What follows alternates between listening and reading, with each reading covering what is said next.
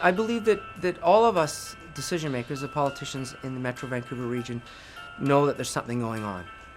To the degree of severity, I think, varies. I think some people are very much in tune and realize that we do have to start changing our behavior now. Others think that we've got a bit of time and it's just natural cycles that are happening. So they're less convinced. We tend to think, look, even the bottom end of the range is 50 years out, 70 years out. The top of the range has got to be more than 100 years out. So it's okay. And so there is a complacency there. It has been a long contest between the scientists and the politicians. There is still a lot of skepticism about, is this real? Is this just a normal happening? The expression of the 60s is live like there's no tomorrow. Well, we've lived that way, and if we don't adapt now, there will be no tomorrow.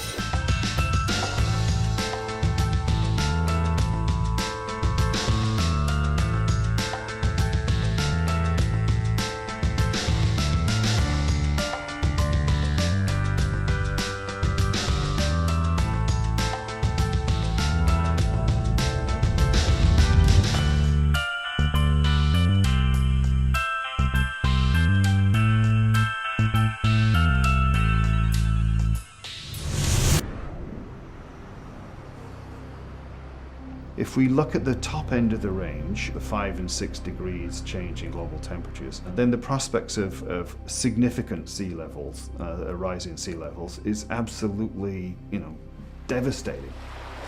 If we have a rise of 1 meter, 2 meter, 3 meters, as much as 5 meters, it will clearly mean that areas right now which are in proximity to bodies of water, be that an ocean or a river, are going to experience an inundation, going underwater. Because we are surrounded on 3 sides by the Fraser River and the ocean and the bay, I guess we're a perfect case study. I think we would have Tsawwassen becoming an island, as it was a long, long time ago before this area was diked, and the Fraser River, when it flooded, just simply came through this whole area. Ladner would be in big trouble.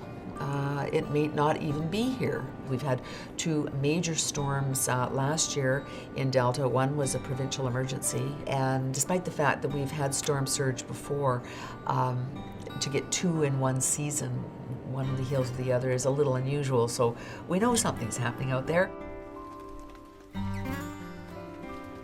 We know we're going to get more rain. We know we're going to get more rain surges. So the question becomes, okay, you can continually build larger pipes to try and accommodate that outflow, or you can look and say, how do we try and absorb as much of that water by building an absorptive environment for it, so that we don't have to dump all that water into a pipe in a huge burst that can't accommodate it, that results in flooding.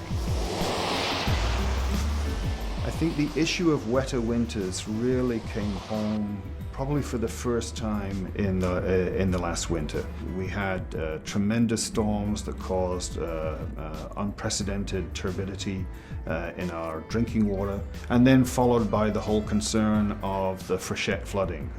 We realized how unprepared we had been for this kind of event, and knowing that this was maybe not the last time we were going to see it by any stretch of the imagination. This might be a regular occurrence. We really haven't done a great job over the last 50 years of preparing for these such natural catastrophes. Take the Fraser River, for example. We know now that we have underestimated the height of the dikes, either through channeling that's made it the water have to go through a smaller space, or the idea that we're not dredging anymore so that the actual bottom of the river bed is rising. We haven't managed that well. Let's get a 25-year plan in effect here so that when we do get these massive peak rainfall events, which we're experiencing more, that we're able to cope with that. And if we had done that 50 years ago, after the floods of 48 or whatever it was in the Fraser Valley, we would probably be a lot better off today. And it's going to be a lot harder today because a lot of our lands now are more developed. It would be relocating more people. So we've got a bigger challenge. We've got to do it because there is going to be a scenario where we could have massive floods of the Fraser.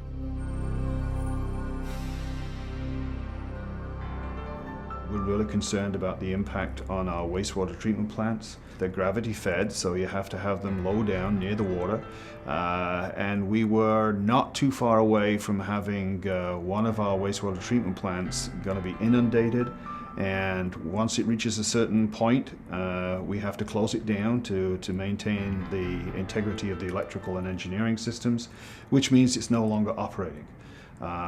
In that situation, we were facing the possibility of an inundated area completely contaminated with overflowing sewers and all the stuff that's in them. Not a pleasant prospect, and we were not far away from that.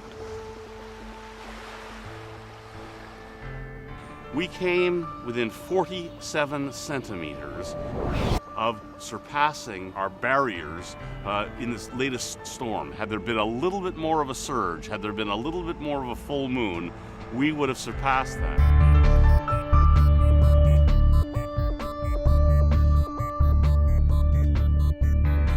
Both mitigation strategies and adaptation have to go hand in hand. We cannot deal with one without the other.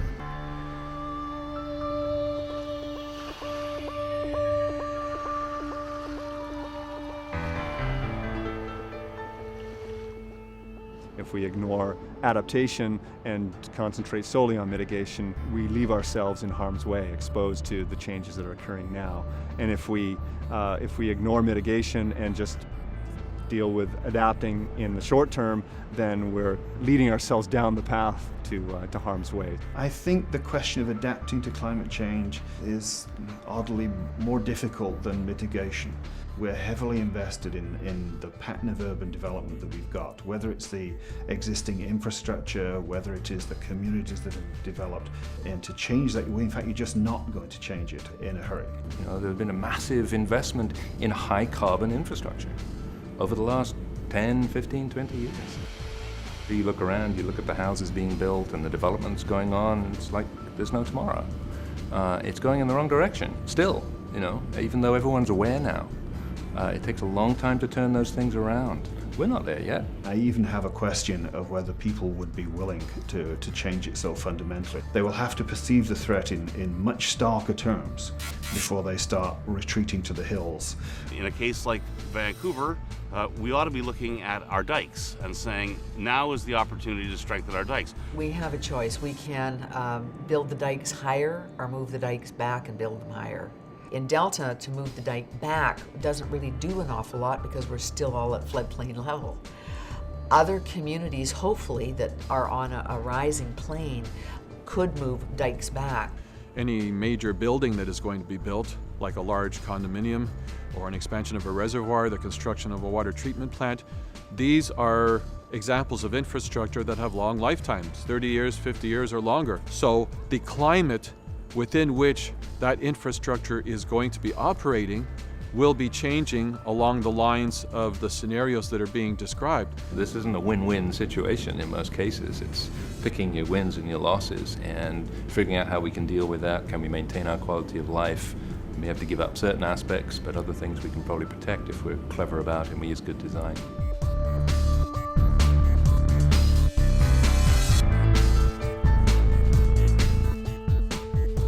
We need to somehow change the rules of the game so that professions like planners and engineers are freed, as it were, to adapt. So right now they're shackled by existing regulations, I think.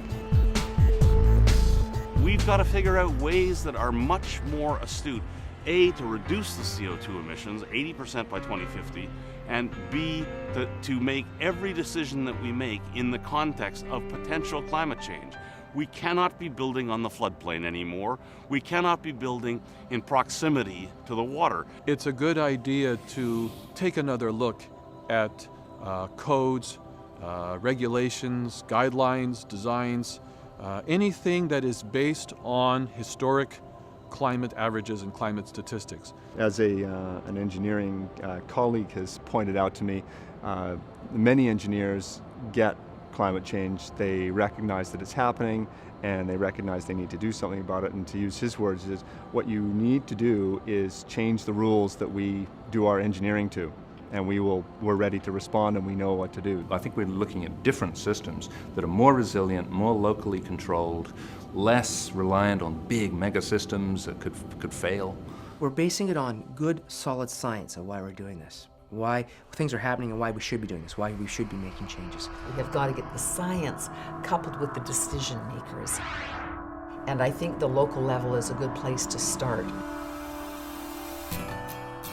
We've lost the window of no climate change impacts, no sea level rise. That's 20 years too late. Right? We've spent much too long talking and arguing and debating and not doing. So some things we've given up, but it's really important we minimize it as much as possible by acting quickly now. And a lot of people simply don't think it's going to happen. But the science is there.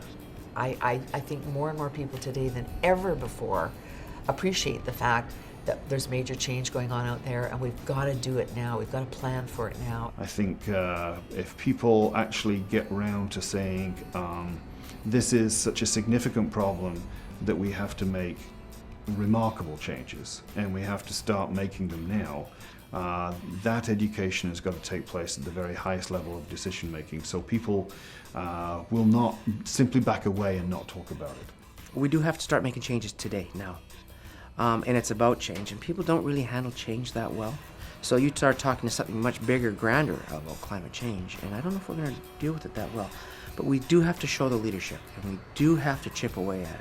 I do call on all the mayors in Canada and elsewhere to take that leadership role and go with it and leave it as a legacy for the next mayor and the next people to follow. We've been going along a path that sort of said if we all behave a little bit better, if we all kind of generate a little bit less garbage and travel a little bit less in our automobiles, then we'll persuade each other that that's a good thing to do. And the radical shifts that would take to solve this problem, or slow it down even, we're afraid to go there. But if we can't do it here, how do we expect places anywhere else in the world to do it? And we've got everything. We live in paradise, and if we can't make those changes here, we really do have some significant challenges ahead of us.